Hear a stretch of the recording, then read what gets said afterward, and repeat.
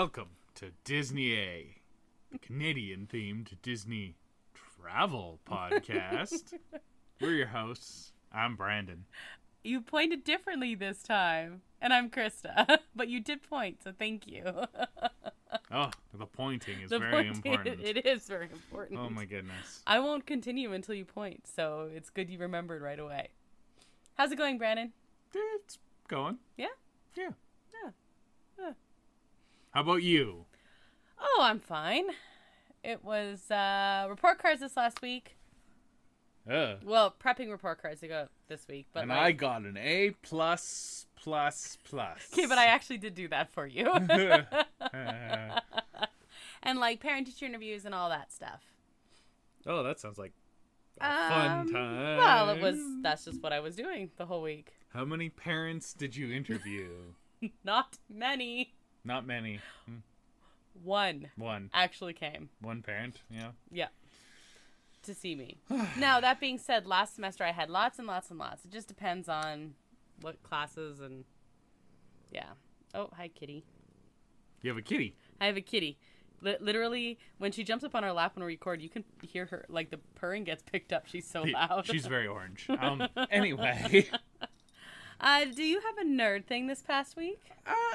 I guess so. Okay. I started playing a new game on Thursday. Mm-hmm. Well, I was at parent-teacher interviews. Well, you were at parent-teacher interviews, yes. Which is not my nerd thing, very, but anyway. Very good call back there. Mm-hmm. Yes, it's called The Blue Prince.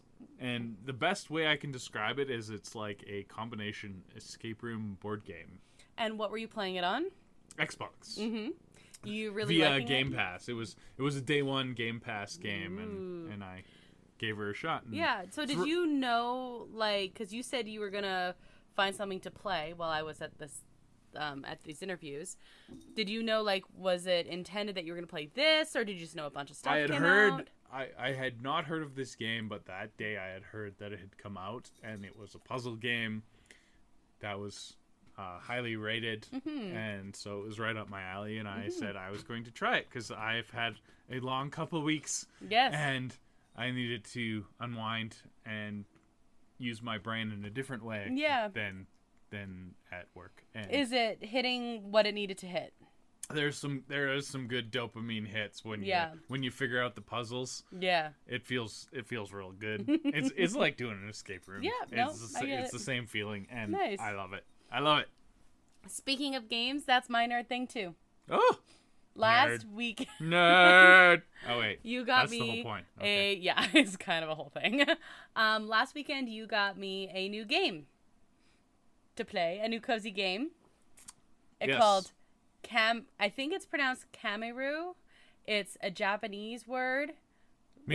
Meaning frogs. It doesn't mean frogs. Oh. So there's many different things that it means. It should mean frogs. One is to prepare in advance, to catch, to set up, or to stand. For frogs! Yes, you're building frog sanctuaries. And I have only one achievement left because I've done it all. So they're so cute, the frogs. But yeah, probably good.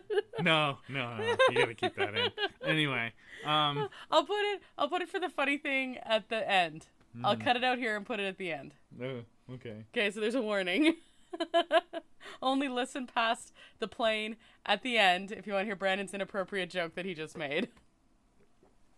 I don't understand what's inappropriate about that at all. You have to explain it to me. Absolutely not. We didn't record last weekend. I was working! Yay! So we have a couple episodes of Daredevil. There's only one left. There is. What did you think about... Well, okay, what do you think about where we're at now, going into the finale, spoiler-free gut reaction? I very much liked this season, and we'll see how they stick the landing. There has been some spoilers just given the set photos / videos of season 2 that's being filmed right now. So I know some things that are not going to happen for sure. Well, you haven't told me any of them. No, I wouldn't spoil anything. I know. I'm not spoiling anything now. But the internet hates Daredevil's girlfriend. That's all I will take away from that. I kind of do too, so that's pretty fair. Which sucks. I don't know. I didn't hate her to begin with, but this last episode, I really didn't like her. People have really grasped on this last episode of disliking her, and I don't know if it's super fair. Okay, but it depends why. Can I tell you why I dislike her right now? The arc of her, where she currently is, jumped. And I get a crazy event will make that happen. Yes. But, like, part of what was so cool about her is how logical and everything she has some PTSD, and also we have to forgive character arcs because this whole season was kind of rewritten and recut. Yeah. So I currently... There's a few characters like that we just kind of have to forgive their character arcs. I currently dislike her, but also I'm withholding permanent judgment. Anyway, good episode. Yeah, I really like this last one. Very tense. Yeah, I'm excited to go into the last one. And I don't know. I'm hopeful that they can pulling in the Netflix heroes in general. Yeah. Based on this, so yeah. I'm really hoping that we see someone. Like anyone of the other Netflix folks. Iron Fist. Maybe not that one. I can't believe that we have not yet seen Jessica Jones. That's who I thought we were going to see. She's not gonna be... No, she's not anymore, because they're not going to bring her in for the finale. No. I was expecting her to be in the middle. No. Yeah. No. Yeah. No. But it's okay, because you know what? We got, I don't remember his name, but Kamala Khan's father. Who was amazing and wonderful and precious in every way. We do need a Ms. Marvel. Oh, cameo, yeah. Credit scene. Like that. Like, are we putting that on our bingo card? Okay. Yes. I feel like that's a good bingo card item. I feel like we should. Yes. I will be kind of like, they set that up hard. Yeah, unless she shows up in season 2. But I don't know. Daredevil's got this whole thing with family picnic, coming for dinner kind of thing, so let's keep it going in the after credit scenes. Groot is going to be very disappointed he was not invited, and that reference has several layers. I'm confused. Well, who voices Groot? Vin Diesel. Yes. Oh my god. Family. That was actually really funny. Thank you. Good job. That was really good. Thank you. It was really good. It actually, that one is better because you had to explain it. Some jokes are made terrible by explaining. That one actually worked. No, that one worked really well. Yeah. Yeah. Anything to add before we go to the news? The only nerd thing that we have not discussed is we saw the reveal of the Switch 2. We did. Yeah. It's kind of a big deal. So anyway. Yeah, we could discuss that in the news. So we could talk about it now. Switch 2. What did you think? It's got a C button. Did you know that it has a C button? It's got a C button. It has a C button for chat, I guess.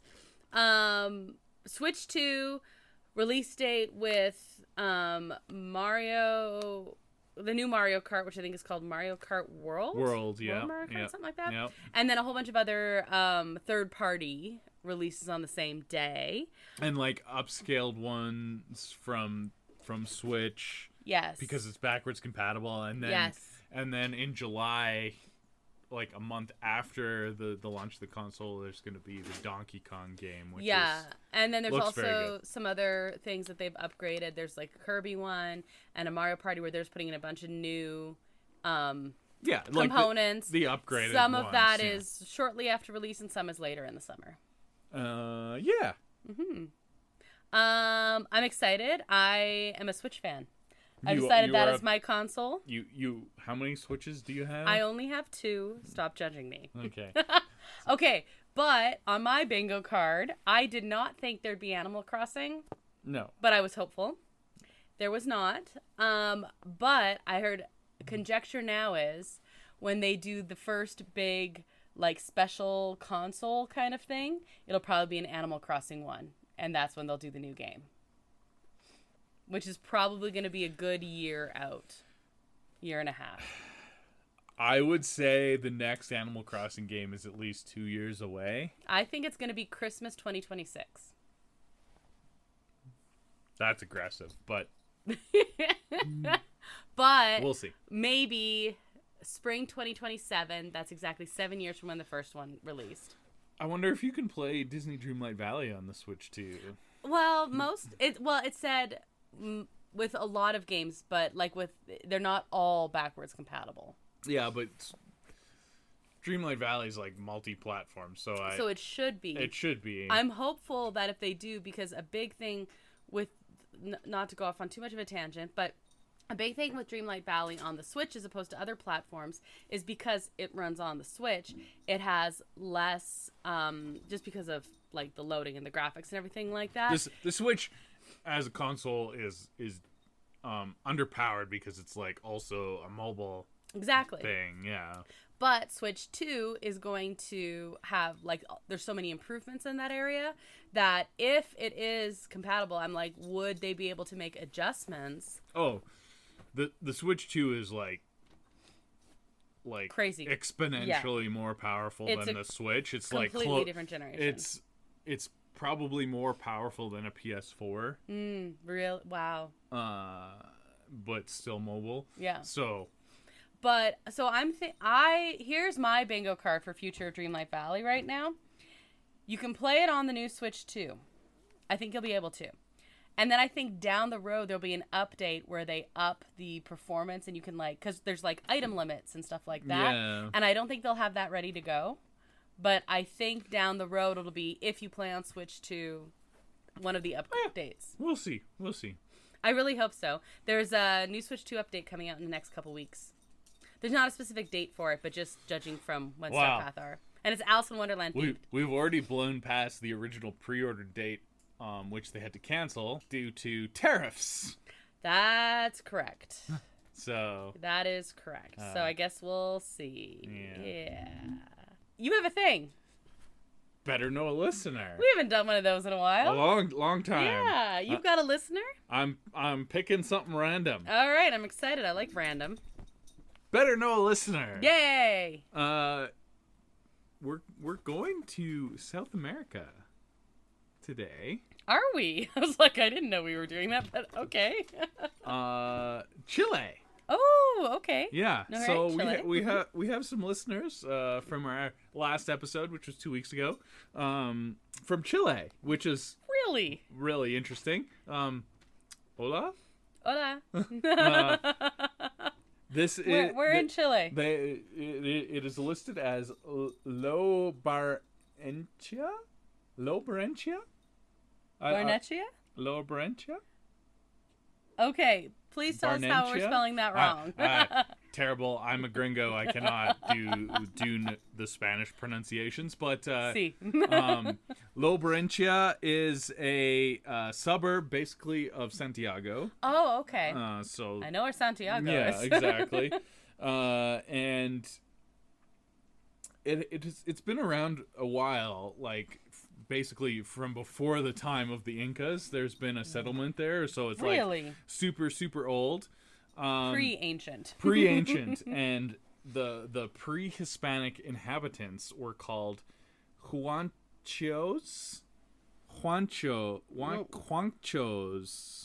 and that's translated as people who live in a landslide zone.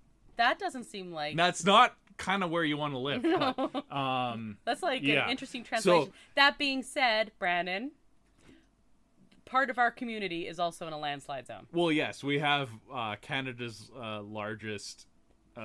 Canada's deadliest rock slide. Deadliest rock slide, that's what it is. Yeah. And it's just a matter of time. And you can still see it. It was over 100 years ago, and you can still see the rocks. Yeah, so anyway, the First Nations people called that mountain the mountain that moved. It doesn't, again... Because it moved. Yeah. And then it moved again, and then it moved on a bunch of people. It moved real fast. Yeah. So, these people... We can't super judge. No. I was going to say, so these people, like, I get it. Like... Yeah, so there's, like, violent floods and mudslides and things like that in this area. party people then. Yeah. I don't know. Lo Barnechia. Barnechia. Barnechia? Yeah. It's in Greater Santiago. Santiago's supposed to be just gorgeous.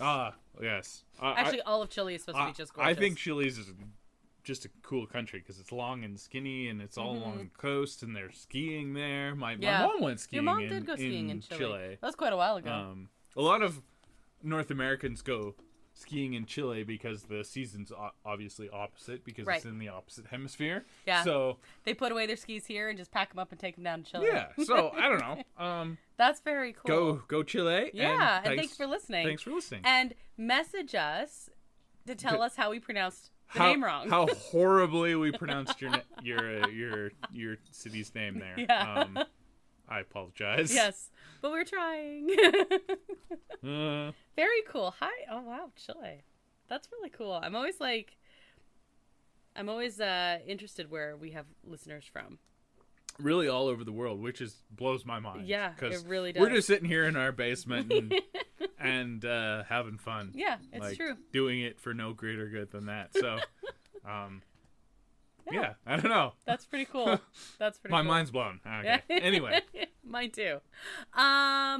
News. Disney A news update.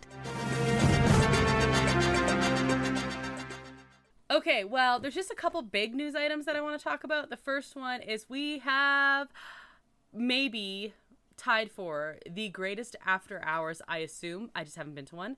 Event at Disneyland. Star Wars nights have started. You were at one. No, I know. I meant I haven't been to this one. Yeah. So that's why I said I'm assuming it's tied, but I don't know. Oogie Boogie is amazing. Oogie Boogie, which we went to, and Star Wars night is, I think, maybe even better. Well, we haven't been, so I don't know. But that's why I said I think. Yeah, but everything I've seen about it, just like one day. If you like Star Wars, of course. Yes. But oh my goodness. Yeah, one day.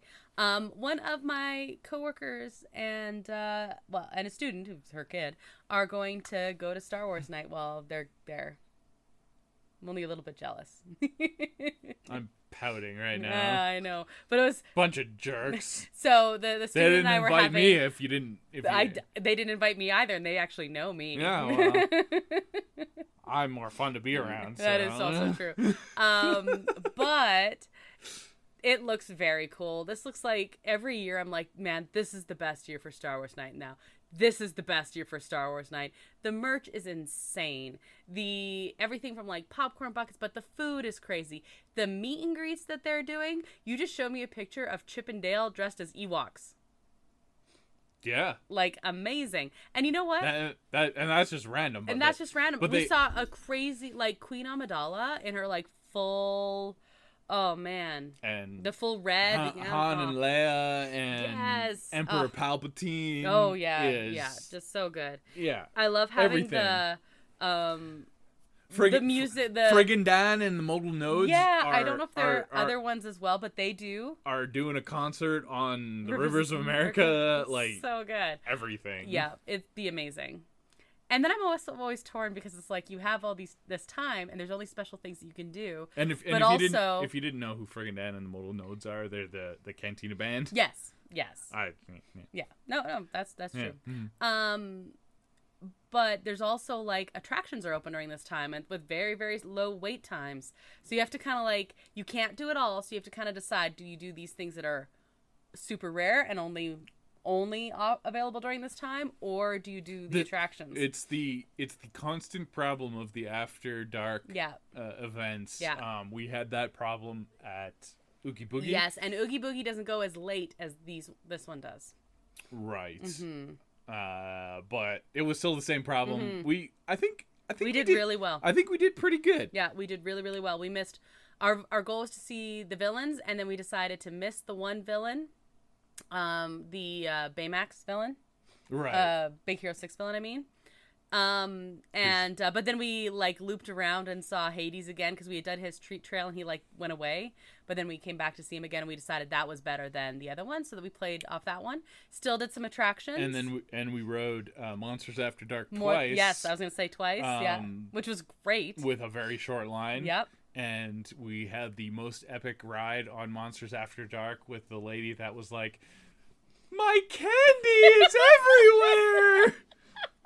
That's so true. Wait, and wasn't that also the time where the guy who was running it was clearly like left over from Tower of Terror because he was like stone faced? No. Oh, but darn. We did have a good person running it then as well because everyone was amped up and he played into that. Yeah. I just remember there being some good ones then. Yeah. No, the one you're thinking of was a rope drop one time where he was left over from Tower of Terror because he was very Tower of Terror. Yeah, he was so good. Which warmed my heart. I know. And I'm so happy. I made sure to do a cast member compliment on the app. Let's just explain how to do that. There's an app where you can go cast member compliment. And you need to know their first name. And where they're from helps as well, and then you just where they were, what a date it was, where they were, and their first name, and locate because their name tag will say it's Jim from Ohio, right, or whatever. Yeah, and you don't need to know their location, but it helps. It helps. That one's optional, but you have to know. If you know their name and what ride or attraction and when or and what day, then it'll get back to them and they'll get a. I recommend doing it. Thumbs up. Yeah, I recommend doing it. Cast members are awesome, and especially with things are being the way they are being. I think one of the possibilities for Disney. Well, all companies dealing with money stuff right now is cutting employees. Payroll is the easiest thing to cut in the short term, which is stupid. It is, but we look at the cast members and they're what makes Disney Parks I'm awesome, an accountant. So. I count beans. Yes. Cutting people is the stupidest thing you can cut. But anyway, right. We digress. So if you can make if a cast member stands out for you, please go do it. We've done it several times, and it's very very. It takes half a second. It's very very easy. You don't see the results of it, but I'm sure if that person gets multiple compliments, it will. It looks good. It will behoove them. Yeah, exactly. It looks good. And we want to behoove them. We do. But anyway. Way back, Oogie Boogie was awesome. Star Wars Night looks amazing. This is on my Disney bucket list. We haven't even got to really the news yet. No. The other news, that was news item number 1. The other news, Epic Universe is oh my goodness. So close to being totally open to the public. This is an entire episode. It is. Again, we're going to talk about this later when it opens to the public. In May. It's in May. Yeah, but right now all the social media stuff is out. Oh, it's bonkers. Yeah. So all of the influencers, they're doing the media release and everything like that. The first groups that went through, they're not called cast members, the employees anyway. Those groups and the family and friends and all that, they weren't allowed to post images or videos or anything. Of course, it's a free for all now. Yeah, because that's what they want. That's why they're literally inviting influencers. It's an amazing advertising opportunity. Yes. And I've seen a ton of stuff. Yes. Everything so you have Nintendo Land. It's a little it's way bigger than the one that's in Hollywood.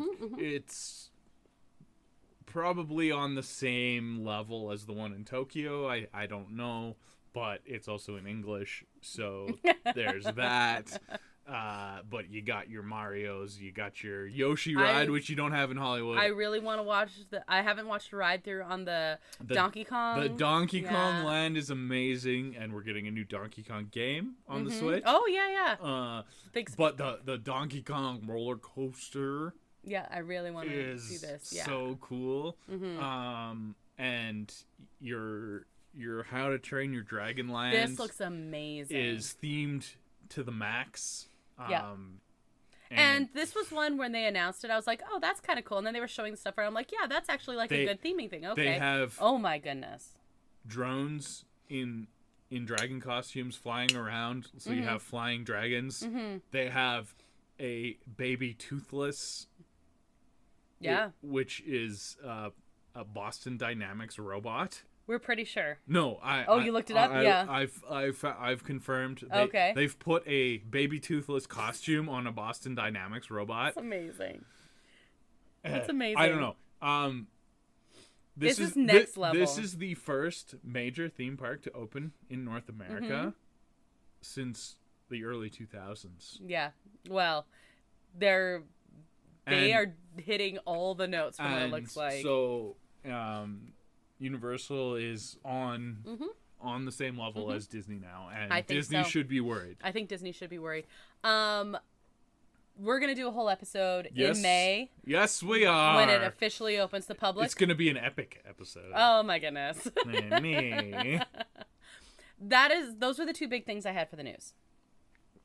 You did talk about Star Wars night. They did unveil another popcorn bucket because they've had a few cool ones. Oh my goodness. They unveiled a new Tauntaun popcorn bucket. Oh yes, that's right. I did see this. My comment was, I thought they smelled bad on the outside, and you put popcorn on the inside. I don't know. It's maybe not the best idea, but it looks really cool, and I would want one. I think it would be so cool. What would you want? The Death Star? The Death Star one is up here. The Tauntaun one is in the middle, and then like the Clone Trooper bucket hat. Oh, that's also cool. Still really good though. Speaking of popcorn buckets, down in the States, Cinemark unveiled that they're going to have a Red Guardian popcorn bucket for Thunderbolts. Looks pretty cool. It almost looks like you'd wear it, but it might be probably too small. Maybe for kids, I don't know. But there's a Red Guardian hat that goes on your popcorn bucket. That's really cool. I like it. I wish we got the cool popcorn buckets up here. We get some of them, but we're limited to what Cineplex can get, and sometimes they get different ones or something. I don't know. But there's also very limited quantities, so you have to go like the day before. Yeah, and we don't live anywhere near us. That's right. Okay. So whatever. Right. It's probably good, so we don't collect a bunch of plastic garbage. But I love them sometimes. It's wonderful.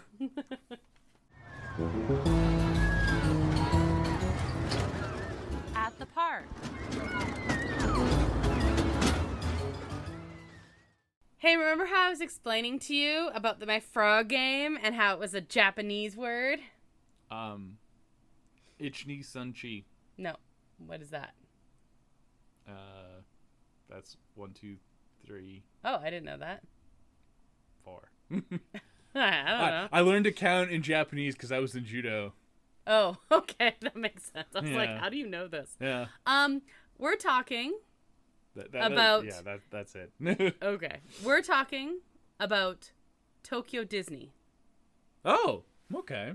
Okay. Tokyo Disney. We're not going to talk about a whole bunch right now or anything like that. There are some world events going on that, as Canadian Disney fans... Why? What happened? Exactly. It is not as appealing to go to the Disney parks in the States right now for a lot of people. We are fully elbows up right now. Exactly. Mm-hmm. And I'm not holding anything against anyone I know who is going right now or anything like that. That's all good. But a lot of people are canceling or postponing trips to Disney parks in the States. But if you're a Disney fan and you still want to go somewhere... There are some other ones. And a lot of people are canceling their trips and adjusting them to go to either Disneyland Paris, and we have an episode about that, or Tokyo. And I'm like, let's just do an episode about that, Ben. Let's give a bunch of information in case anyone is planning their trip to Tokyo Disneyland. From a Canadian perspective. And now, this is not an exclusive, rundown of the ins and outs. Like, we have never been, okay? But this is like crash course, some information. If you were intending to go, what would be like Disneyland Tokyo 101? Does that make sense? Yes. Okay. What do you know about Tokyo? Disney Tokyo. They have the single best expat park of all the Disney parks. Why do you say that? I'm not disagreeing with you, but just why are you saying that? All I've heard about Tokyo Disney is the Tokyo Disney Sea, which goes off kind of on its own tangent, and everything I've heard about it is amazing. Yes. It is widely considered to be the most beautiful park out of all of them. So, should we talk about how the Japanese company that's why partnered with Disney? It's right here. Okay. So maybe you can go into the specifics of that. Well, but so first of all, Tokyo was the first park to have, the first place where there was a Disney park that wasn't in the States. Yeah. And there's a lot of history about it. What channel was that behind? No, that wasn't Behind the Attraction. It was the Imagineering story, right? There's a whole episode about this anyway. Yes, it was the Imagineering story. Yeah, so I highly recommend that if you hey, I'm really interested in this. But essentially, Disney partnered with this Japanese company because they wanted to put a Disneyland. They were like, in Tokyo. Hey, Disney, we like Mickey Mouse. Mm-hmm. We want them here. Exactly. So, and we will pay for it. Yes, and they did. And so when people, and they still do. So it is a Disney park that is not owned or operated completely by the Walt Disney Company. Instead, it is owned by a Japanese company that is called the Oriental Land Company Limited. Huh. Yes. Interesting. But it's basically like a licensee of Disney at that point, which is wild to me. And it's interesting because a lot of people, I'm going to talk about this one area I kind of want to be an accountant digging into those books right now. All right. I don't Man, know. if you could be an accountant for Disney, that would be really cool. Anyway, there's this particular area, and when it opened, the newest part of all of Tokyo Disneyland is in Tokyo Disney Sea, which we'll get to. And when it opened, people were aghast at how much better their audio animatronics and their visuals and things like that were than the ones in the States. And it's you see them on social media a lot. Yes, it's amazing. They have Shanghai has some pretty new ones. Yep, new good ones as well. But Tokyo Disney has some unreal animatronics, and we'll talk about those specifically. So that's basically the history of it. There are 2 parks. And then there's also an area that's kind of like Downtown Disney. Right. What you'd call that, or Disney Springs. But anyway, it opened in April 1983. Holy. That's older than I am. Me too. But yeah, so the Oriental Land Company licenses IPs from the Walt Disney Company. Isn't that interesting? That is fascinating. I can't believe that actually happened. Oh, and I was wrong. I said that it is not entirely owned or operated. No. It is not owned or operated by the Walt Disney Company in any capacity. Yeah, it's basically they're like a franchisee. Yeah, exactly. Which is crazy. It's crazy. Okay, let's talk about general travel and information, and then I want to talk about what's in each of the parks. Okay. Because there's a lot of stuff that's familiar and there's a lot of stuff that's really different. We went long on the news, so we'll probably have to tear through this pretty quickly. Okay, here we go. Yeah. Okay, so if you're planning on going, you can buy tickets in advance on the site or app. They go on sale. Recommend this, yes. Yes, but they go on sale 2 months in advance. Everything is much more specific here. Okay, so I'm going to be giving a lot of information about that. 2 months in advance. So the Japanese culture is very regulated. Yes. So. And if you are a fly by the seat of your pants person, you're going to have a harder time here. Don't fly by the seat of your pants. If you are staying on site, you can actually get a physical ticket when you get there. So they say look into it. But if you make your park reservation, you may want to wait to actually purchase your ticket and do it in person there if you want the physical card. It's the only way you can get a physical ticket. But then you run the risk of not. Yeah. You can take a train to the park. There's the K train. There are hotels all along the route. There's also a monorail. The monorail is an actual monorail. A functional monorail. It is not free. It is not an attraction. It goes from the parks to the hotels because there's the official Disney parks, but then there's also Disney hotels that are we call them good neighbor hotels, I guess. Right. And then there are other ones along the line. So those are kind of your options. There are businesses that will transfer luggage for you. There are a bunch of vacation packages available that is totally different than anything in the States. They may or may not be worth it. There's some cool inclusions. Like one is popcorn or breakfast at the hotel or certain merch that is exclusive. Right. Like all that stuff is kind of included. And there's also Fantasy Spring stuff, which I'll talk about in a second. There's a bunch of different levels. Basically look into it because it's a totally different booking experience than doing stuff a la carte like you would at the Disney parks in the States. And this sounds scary, but I don't know. You just have to put a little bit of work into it. Well, and that's the whole thing, right? And you literally, there are travel agents who will help you with this. Well, yes, use your travel agents. That's a tough industry to be in right now. Mm-hmm. No, it's true. Give them the business. Okay, I have some other really important information. Okay. You need data or pocket Wi-Fi because you need an app and there's no Wi-Fi in the parks. That sucks. There's Wi-Fi at the entrance, so like you can get use your ticket to get in, but you have like thousands upon thousands of people doing it at the same time. Right, and then once slow. you get past the front, there's no Wi-Fi at all. That's but wild. You need Wi-Fi. You need your app in Tokyo Disney more than you need your app in Disneyland. And there's no Wi-Fi. And there's no Wi-Fi. There's no Wi-Fi available. Wow, that actually blows my mind. Yeah, so it's really, really important. Get your eSIM cards. Exactly. Yeah. Really, really, really important.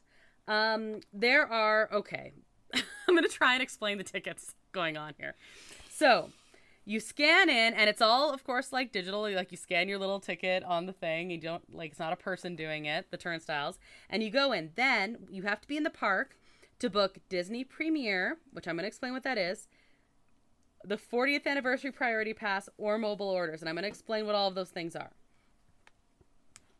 Do you think that the Genie Plus Lightning Lane stuff is confusing?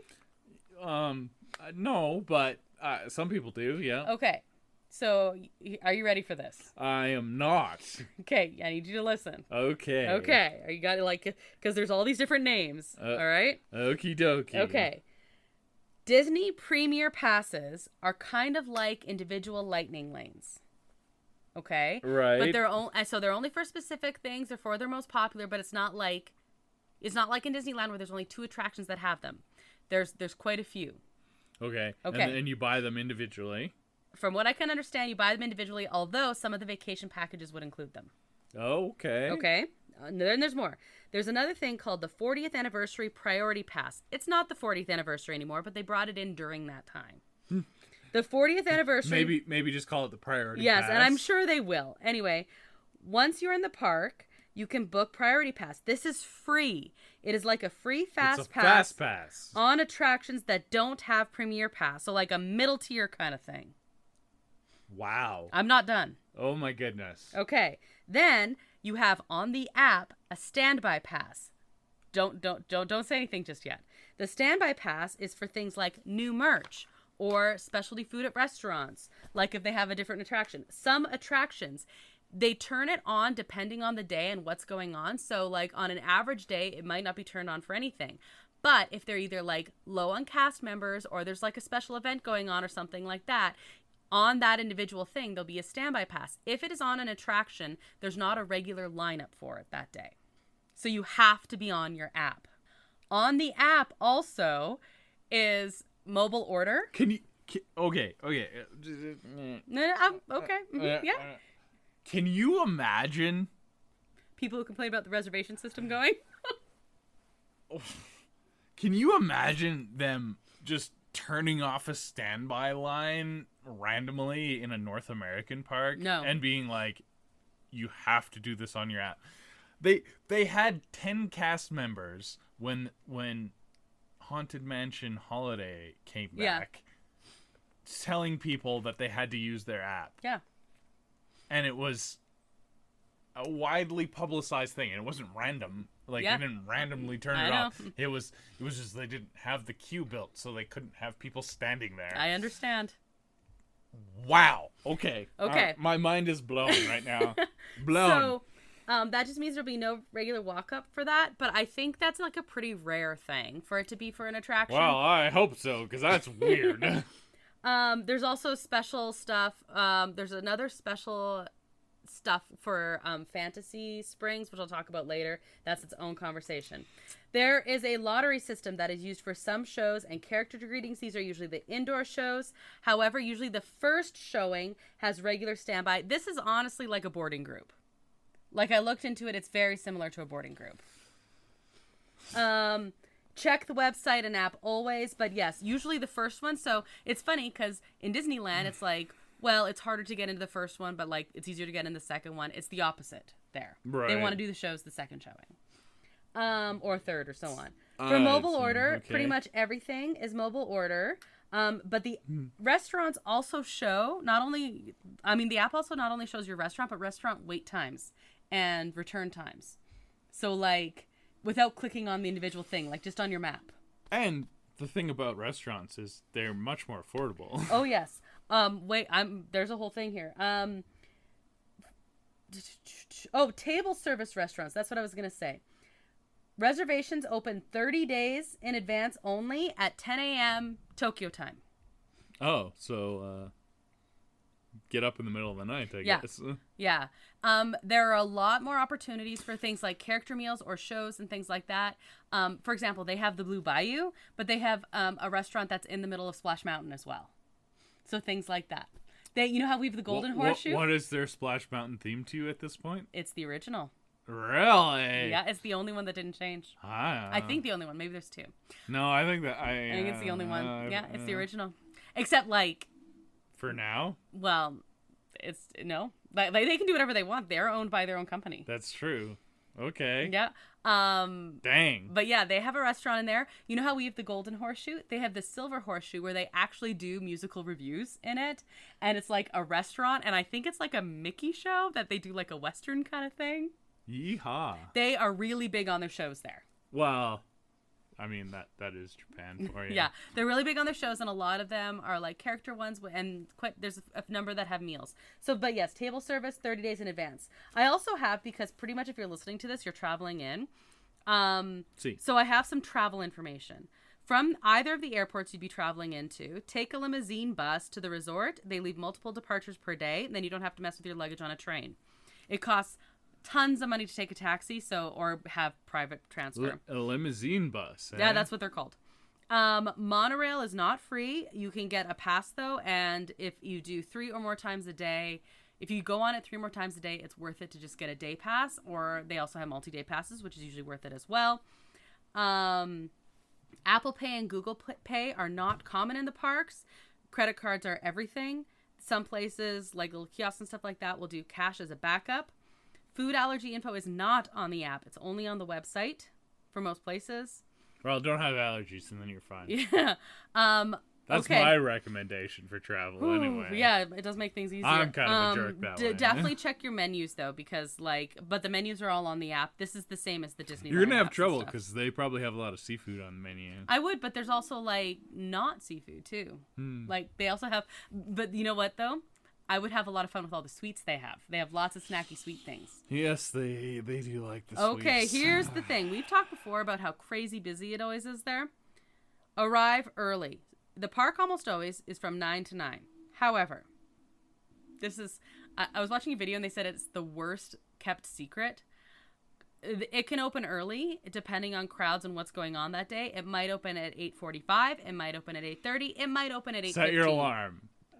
So you want to be there 7, Minimum. maybe 7:30, but you want to be there 7. 6:30. As in, be in line at 7. Yeah, 6:30. Yeah. He was recommending 7 to 7:30, but I would recommend 6:30.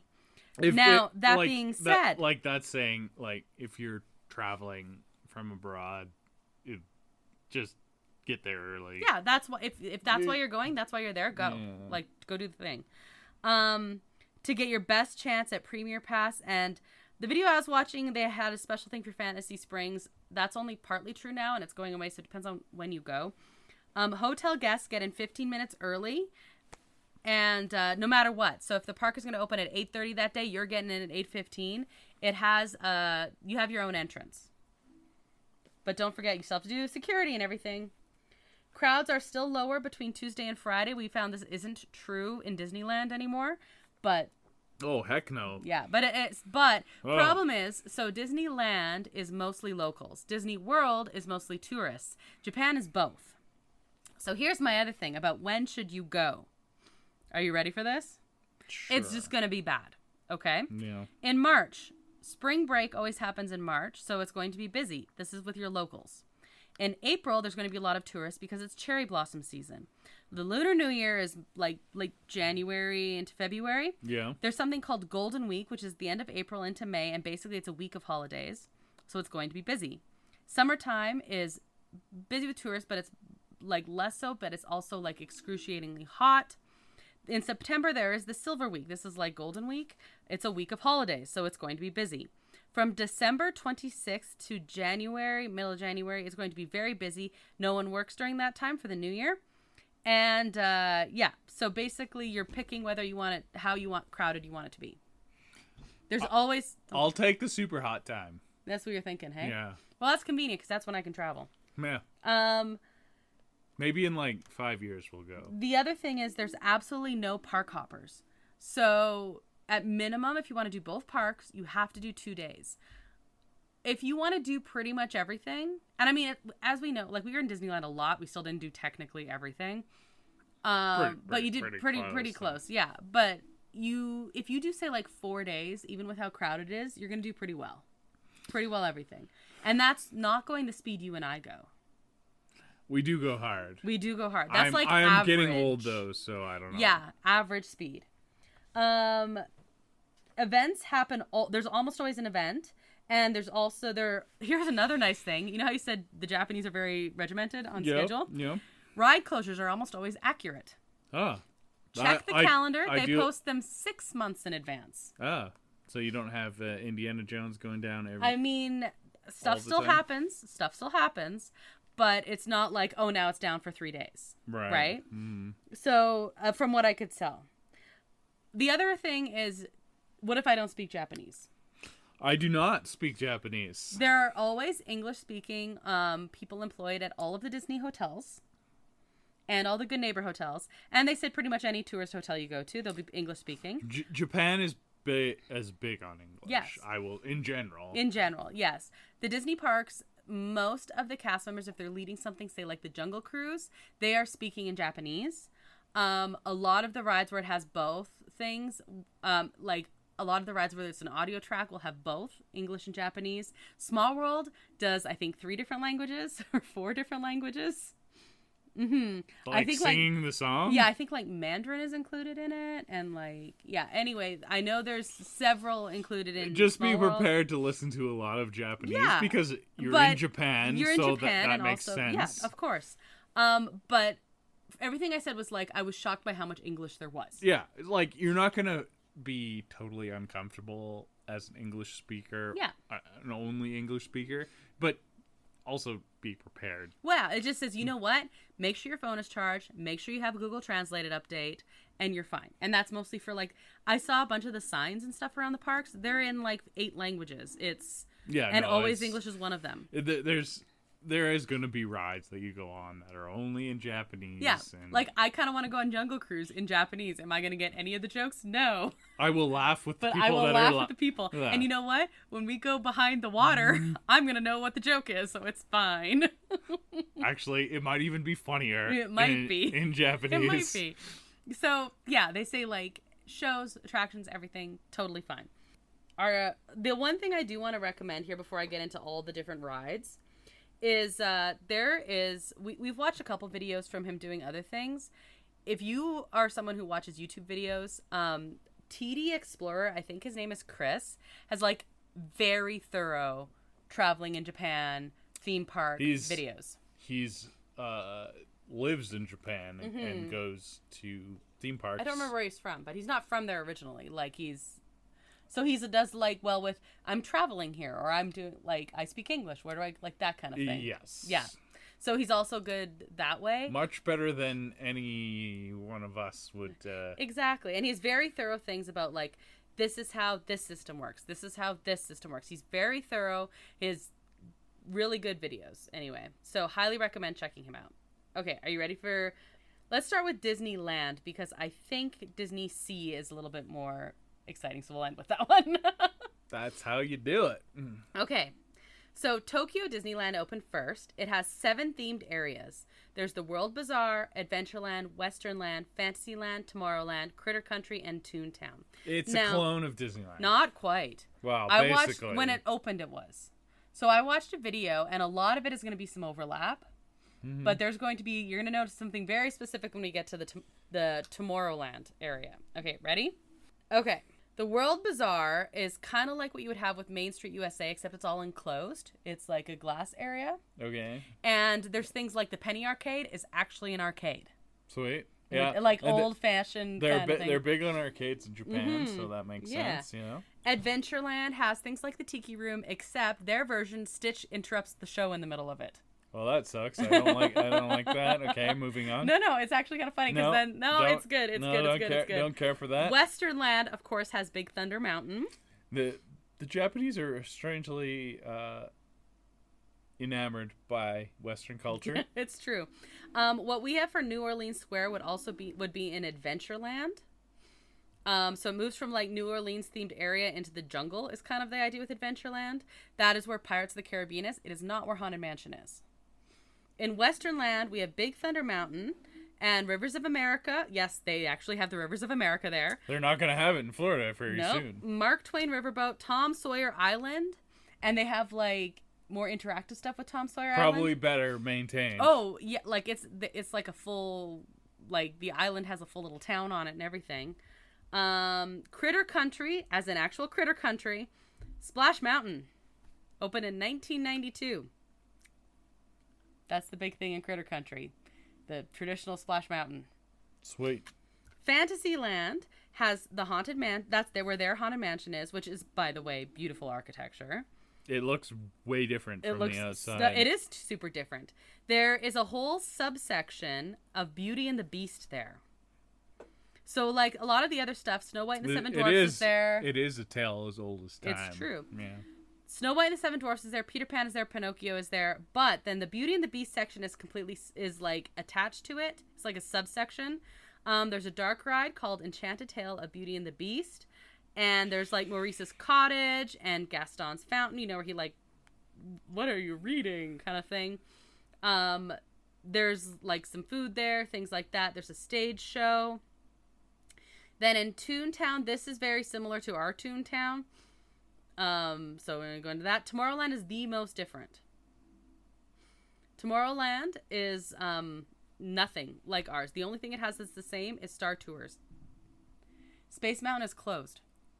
They had our Space Mountain. They've closed it to completely renovate it and create a new one. I did hear that they were going to do that. Mm-hmm. They're mostly changing the outside, but... Yes.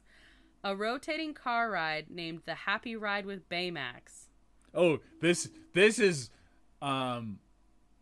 like insane. It is insane. It's totally crazy. Not the ride, because it's basically Mater's. It's like Mater's. It's Mater's, but there's like an entire culture behind this ride, this singular ride, which is very strange. Yeah, so I'm sure you're going to talk about that, but well, I was just going to say, no, that's basically what I was going to say. And there are people who literally spend their days, they go there and they like, or most of their days, and they're around the edge and they have like dances. They dance to the songs. Like, picture someone standing beside Mater's and Yeehaw whatever comes on, and they have a specific dance for it. Yeah, for each one. It's so weird, but awesome. Yeah, but it's also amazing. Weird. You should really look at videos of this. It's amazing. Yeah. It's mind-boggling. So that's really cool. The what we have for like Astro Blasters has been closed, and there's going to be a new attraction going in. It's still under construction, I think, but it's supposed to open soon, and it's Wreck-It Ralph themed. I'm gonna wreck it. Exactly. I love Wreck-It Ralph. Wreck-It Ralph is amazing. Awesome. So this one has Wreck-It Ralph and also Baymax in it. Fantastic. Pretty cool, right? Fantastic. Mm-hmm. Okay, I think we should move on to Tokyo Disney Sea. Okay, Tokyo Disney Sea. Just quickly before we do that, I just wanted to say what the shopping thing was. There are also 6 Disney-themed hotels 6 non-Disney hotels. The shopping complex, I'm going to pronounce this wrong, is called Ixpiari. And I guess it's probably closer to Disney Springs than Downtown Disney, just size-wise. Yeah. Okay. Okay. Disney Sea. Tokyo Disney Sea opened in 2001. Not that old, actually. It's really not. It is the 7th most visited theme park in the world as of 2023. The 3rd most in Japan. Japan likes its theme parks, to be fair. Yes, they do. Okay. What's the most visited theme park? I don't know, but I should look that up. Is it? It might be Tokyo Disneyland, Nah, honestly. yeah. Okay. The park has an overall nautical exploration motif and originally opened with 7 themed lands or ports of call, although they've kind of been like shifted around since then. The entrance to the park is the Mediterranean Harbor. It opens up to 6 nautically themed parks. There's the American Waterfront, the Lost River Delta, Port Discovery, Mermaid Lagoon, Arabian Coast, and Mysterious Island. And there's something else too. But anyway, I'll get there in a second. The 8th one. Okay, the 8th one is considered a separate thing, and that is Fantasy Springs. That's the part I'm going to talk about here in a minute. Okay, so Mediterranean Harbor. It's kind of like Venice is the vibe you get from it. Right, yeah. Okay, so it has the Disney Sea Transit steamer line. There's Venetian gondolas. And this one has Soarin' Fantastic Flight. Now, I haven't watched a full ride through of this, but I'm pretty sure it's just Soarin'. Yeah. Okay. That's basically that one. Then there's the Mysterious Island. That's like the Jules Verne area. This is crazy. Yeah, exactly. It might be like the most iconic image of Disney Sea. Yeah. It's basically a recreation of the Mysterious Island, which is Jules Verne. Mm-hmm. And that's where the Journey to the Center of the Earth thingy is, which is also Jules. Mm-hmm. Okay. This has both Journey to the Center of the Earth and 20,000 Leagues Under the Sea. Oh, yes. Yes. Okay. And you actually have to go into the volcano. This is where I want to go. Oh, yes. This the volcano. Is the only thing I want to do. That is not going to happen. That is the most important thing you want to do. It's number one with a bullet. That is totally fine. Okay. So I'll explain what each of these is then. First of all, the volcano goes off throughout the day. It does, yeah. Which is so cool. Let's start with Journey to the Center of the Earth, because it was first on my list. It should be the first on your list as well. This is a high-speed slot car system. Very similar to Test Track. Oh, sweet. Well, like that system. Yeah. I guess would be. No, that's sweet. I like it. Thing. I think. A little bit of thrill involved. It is. I think. I could be wrong.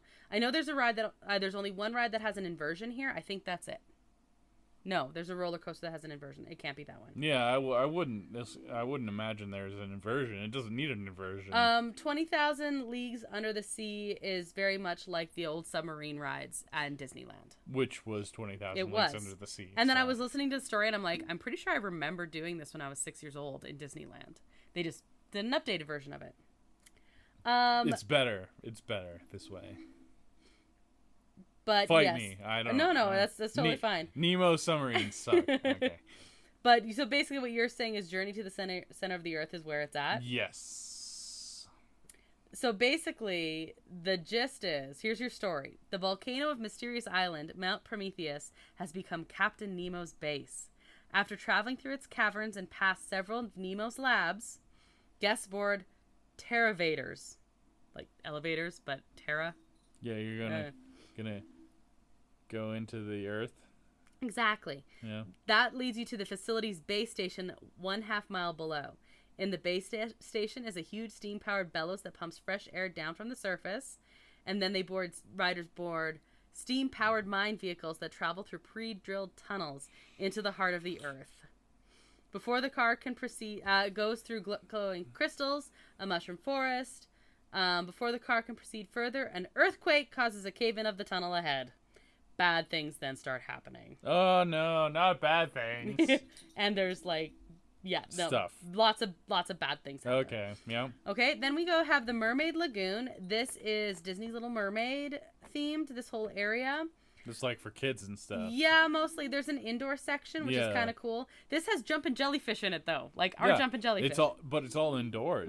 This section is. Not the whole area, but this section has jumping jellyfish, blowfish balloon race, the whirlpool and Ariel's playground, and the Mermaid Lagoon Theater. However, I think this was down for a while. I don't know if it's back up or not. In the outdoor section, they have like a Scuttles ride and a Flounders Flying Fish coaster, which looks... It's just like a small steel roller coaster. Very much like Gadgets Go coaster kind of stuff. It's for kids. This area is for this kids. Whole area. Yes, totally. After Mermaid Lagoon, keep going. Arabian Coast. This is more like Aladdin themed, but also like classic Arabian Nights themed, which is cool. Like Sinbad. The Arabian Nights. That was beautiful. I know. They have Jasmine's Flying Carpets, which is like, it kind of works like Dumbo or Astro Orbiter. Yeah. The Magic Lamp Theater, the Caravan Carousel, which is a carousel, and Sinbad's Storybook Voyage. And that is a musical boat cruise inspired by the story of Sinbad the Sailor. The song featured in it... The Seventh Voyage of Sinbad. Yeah, the song in it was composed by Alan Menken. Oh, okay. Which... I was like, really? Anyway, let's say that. The Lost River Delta presents an archaeological site in a tropical rainforest of Central America in the 1930s. Great theme. Indiana Jones needs to be there. That's where it is. Yes! Nailed it. Okay, so Indiana Jones Adventure Temple of the Crystal Skull is totally different than what we have. It actually goes through all of Indiana Jones' adventures. Or it has references to all of Indiana Jones' adventures. Sweet. And it's a totally different ride system. There are more screens and stuff like that. Like, this is pretty... Yeah, anyway. It is kind of closer to the one in Disney World. Which, anyway, it goes through a Mayan temple. There isn't an Indiana Jones in Disney World. No, the dinosaur. Indiana Jones was going to replace Dinosaur. It was going to be like that stuff. Yeah. Thing. It's not there yet, though. No. Raging Spirits is a roller coaster attraction. This is the one I was thinking of. This one that goes up Sedan? This is the one this one is based on the Indiana Jones ride at Disneyland Paris. Hopper cars propel them along tracks around the archaeological excavation site. It is the only attraction at Tokyo Disney Resort to feature an inversion. Wow. So here is basically you're trying to escape spirits.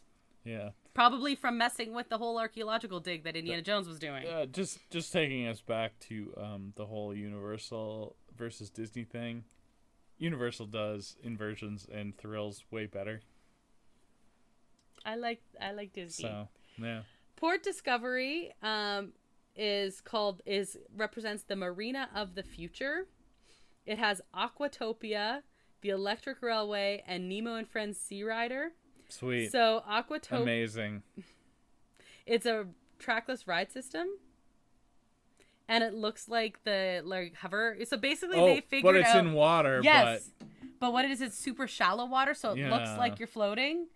But it's actually... It's like bumper boats, but you're not bumping or boating. It's a trackless ride system that follows the whole thing that we can't figure out how to do it on like solid ground without it breaking down every few minutes. They're like, let's add water. Yeah, water probably makes it better. I don't know. Maybe. There's the railway, and then the Nemo and Friends Sea Rider is based on, of course, Finding Nemo and Finding Dory, and you are going through the story. That's all. Cool. American Waterfront, there's actually two parts of it. It features one that's an old Cape Cod section and one that's the New York Harbor section. The Cape Cod one is like a New England fishing village. The other one is based on New York City. New York City. Exactly. There's the big city vehicles, the Electric Railway, Disney Sea Transit Steamer Line. This one has the Tower of Terror. Oh, that's the best. It's inside Hotel Hightower here. The guests unravel the story and fright behind the disappearance of Harrison Hightower III after he brought in a cursed idol. Well, you shouldn't do that. I know. Harrison. We also have, there's the SS Columbia that's like moored there, and Turtle Talk is in there. And also, this is where you can find Toy Story Mania. Weird, but okay. Yes. Our last one is the newest area, and this is Fantasy Springs. It takes the theme of a magical spring that leads to a world of Disney fantasy, and there's 3 distinct areas. There's Peter Pan, Frozen, and Tangled. Yeah, this is the big Frozen ride that you keep seeing, isn't it? Totally. So, well, let's start there. So, in the Frozen Kingdom, there's Anna and Elsa's Frozen Journey. This is the ride that you're talking about here. There's a couple restaurants, but yes, the audio animatronics, all of the visual effects in this one are just insane. I think there's even ones like you're walking around and you can see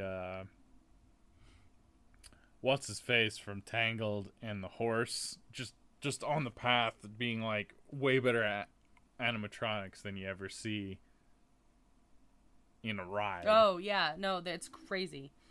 Rapunzel's Forest is for Tangled. That's what you're talking about, Finn and yeah, okay. Yeah. And it actually has Rapunzel's Tower in it. It looks so good. There's one attraction kind of in each area mostly. This one has the boat attraction called Rapunzel's Lantern Festival, and the one restaurant which is very popular is the Snuggly Duckling.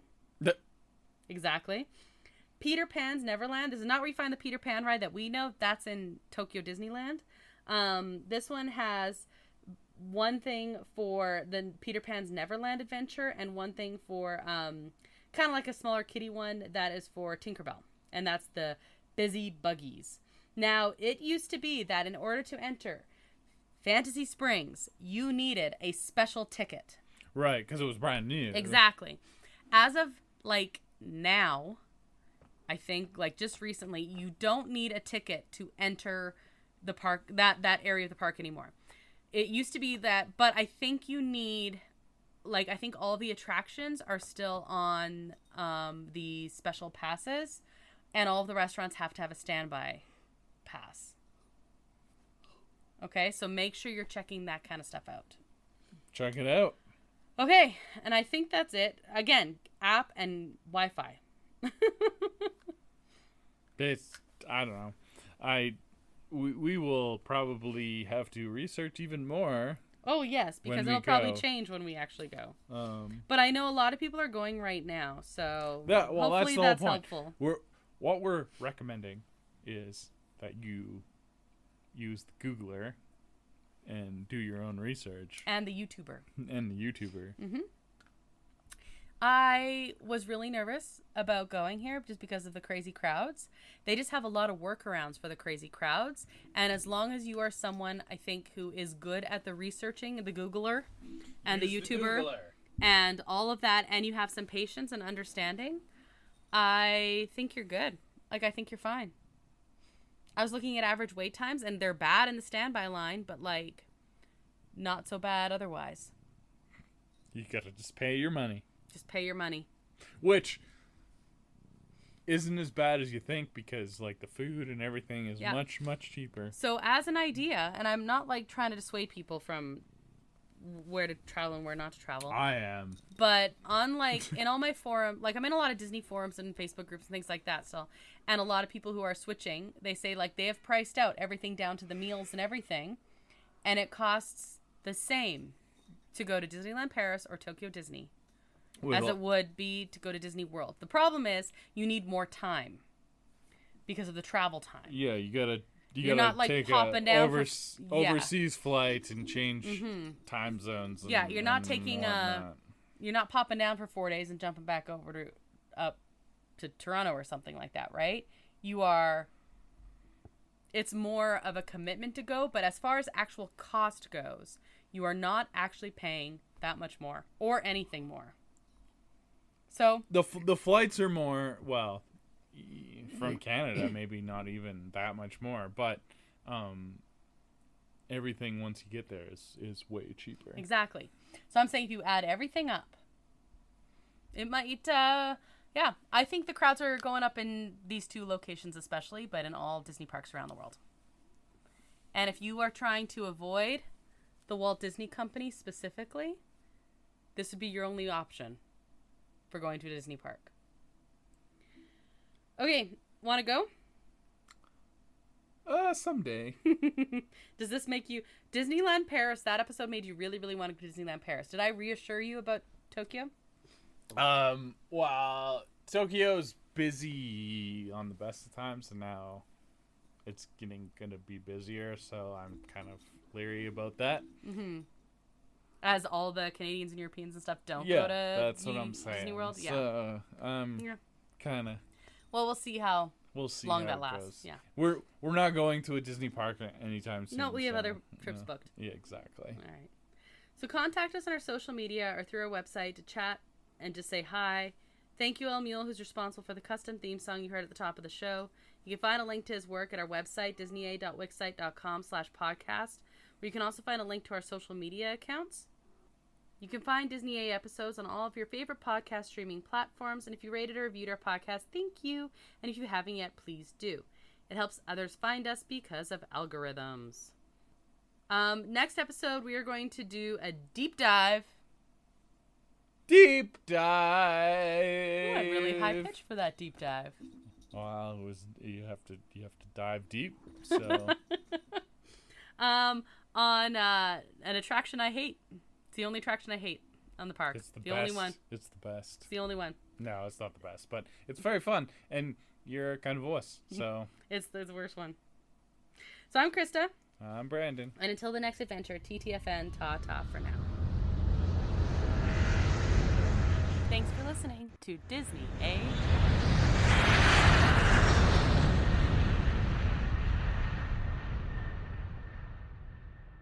So what you're saying, and you're probably going to want to edit this out, but this game is riveted for her pleasure. Yeah, I'm editing that. It's really funny.